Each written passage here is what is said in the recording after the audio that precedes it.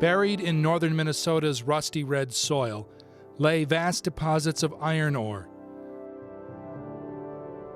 Night and day, engines scratch and claw at the earth, carving new landscapes.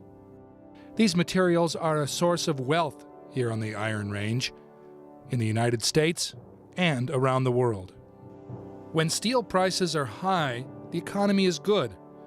When the price goes down, mines close, jobs end, and people move away. In the 1990s, the outlook was gloomy on the Iron Range. Steel prices dropped to an all-time low. Out-of-work miners took their families and moved away. It was in this climate that United in Christ Lutheran Church decided to step out in faith and build a new building.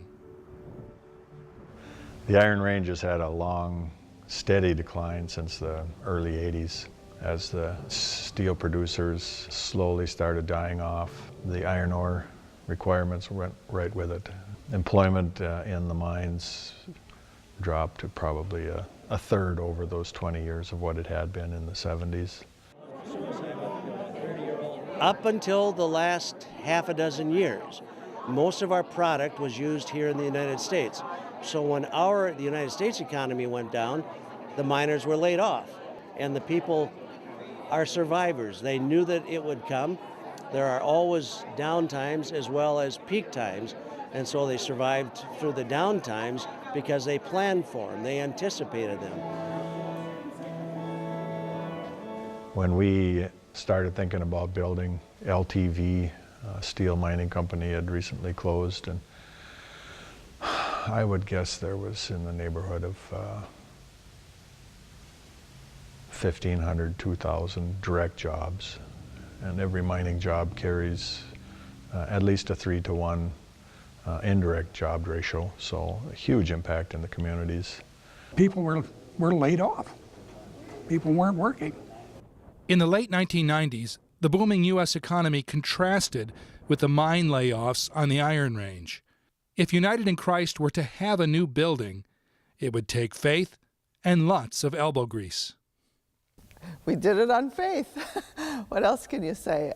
The congregation was the result of a consolidation or merger in 1997, and then as this consolidation came together in a very strong and positive way, they were very convinced they wanted to have their own church building. Our old building was in bad shape. It was 100 years old, and there were so many things needed to be done that it would have cost us almost as much to remodel the old building as it was to build this one. We had pretty much decided that we were going with a new building. We were thinking we have a future, we have to do it for someone else. So if I don't take on the responsibility, my children, my grandchildren, those younger than me will take on the responsibility.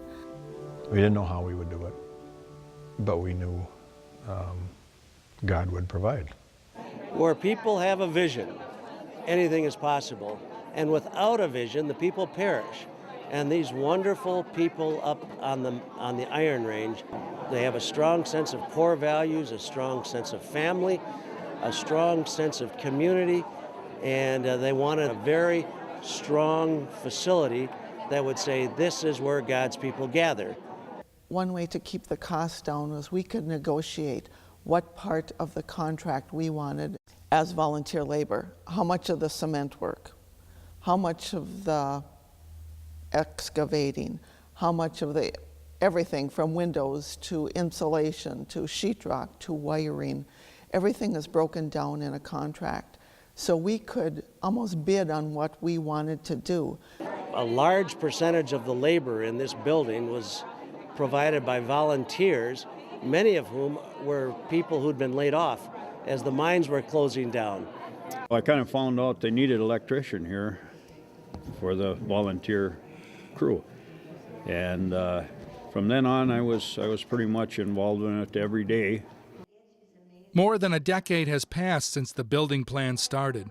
Today, United in Christ is a growing congregation with a bright future.